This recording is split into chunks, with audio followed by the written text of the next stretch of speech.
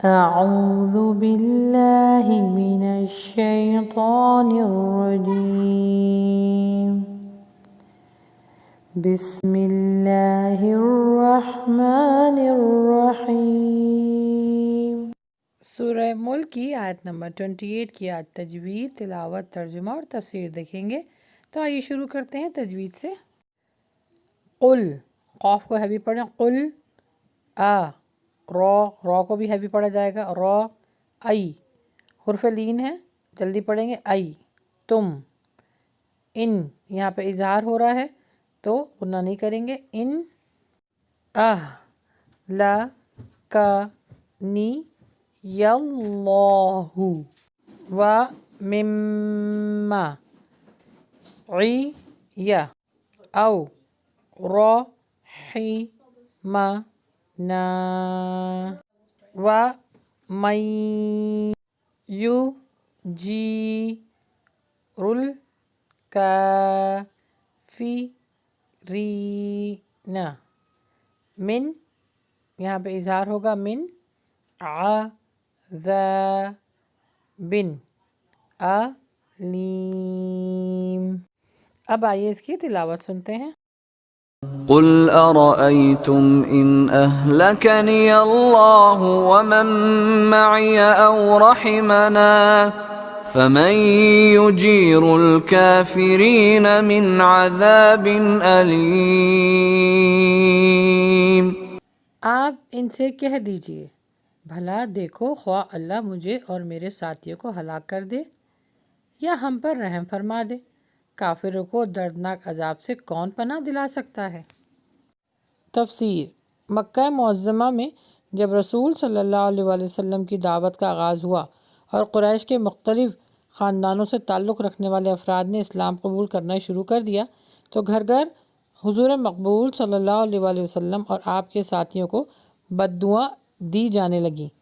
جادو ٹونے کیے جانے لگے تاکہ آپ نعوذ باللہ ہلاک ہو جائیں، حتیٰ کہ قتل کے منصوبے بھی سوچے جانے لگے۔ اس پر یہ فرمایا گیا کہ ان سے کہو خواہ ہم ہلاک ہوں یا خدا کے فضل سے زندہ رہیں، اس سے تمہیں کیا حاصل ہوگا؟ تم اپنی فکر مناؤ، خدا کے عذاب سے تم نہیں بچ سکتے۔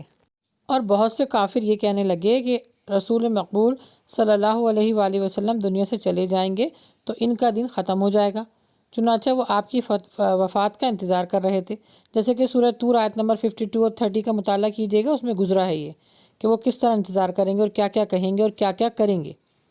یہاں یہ فرمایا جا رہا ہے کہ چاہے اللہ آپ اور آپ کے ساتھیوں کو ہلاک کر دے یا آپ پہ فضل کر کے آپ کو فتح حاصل کروا دے جیسے اللہ کا وعدہ ہے، لیکن ان سے تمہارے انجام میں تو کوئی فرق نہیں پڑے گا، دونوں صورتوں میں کافروں کو عذاب ضرور مل کے رہے گا۔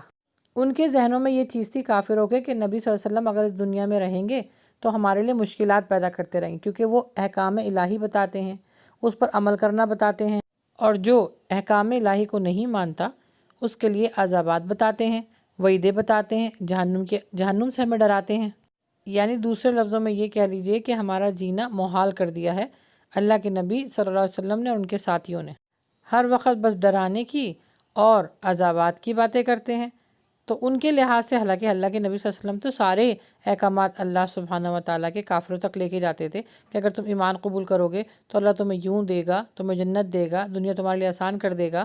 بہت ساری مثالیں آپ کو قرآن میں بھی حدیث میں ملتی ہیں، لیکن کیونکہ وہ سب کچھ کرنا نہیں چاہتے تھے اور یہ کہتے تھے کہ ہم اپنے آباء و اجداد کا دین نہیں چھوڑیں گے، کیونکہ ہمارے آباء و اجداد نے اگر ہم نے چھوڑ دیا تو اس کا مطلب ہے کہ ہمارے باپ دادا نے جو کچھ کیا غلط کیا، تو وہ اس پر اڑے رہتے تھے۔ اور نبی صلی اللہ علیہ وسلم کا جو بیک گراؤنڈ تھا وہ بھی انہی لوگوں سے تعلق تھا، تو وہ یہ کہتے تھے کہ یہ غلط ہے وہ صحیح ہے، کیونکہ تمہارے آباء و اجداد بھی یہی تھے۔ تو اس وجہ سے اللہ کے نبی صلی اللہ علیہ وسلم کو زیادہ ٹارگٹ بناتے تھے کہ اس کے تو آباء و اجداد بھی ایسے ہی ہیں، تو یہ ان میں سے یہ غلط ہوا ہے، نعوذ باللہ من ذالک۔ جو ان کے آباء و اجداد تھے وہ صحیح تھے، جو ان کے چچا تھے،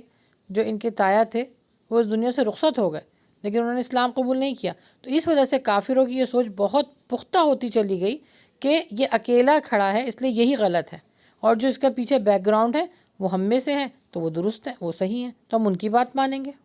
تو یہاں پہ اللہ سبحانہ تعالیٰ فرما رہے ہیں کہ اللہ کے نبی صلی اللہ علیہ وسلم تم لوگوں کی زندگی میں ہوں یا نہ ہوں، لیکن دردناک عذاب تم کو پکڑ کے رہے گا اور وہاں سے تم کو کوئی نہیں بچا سکے گا۔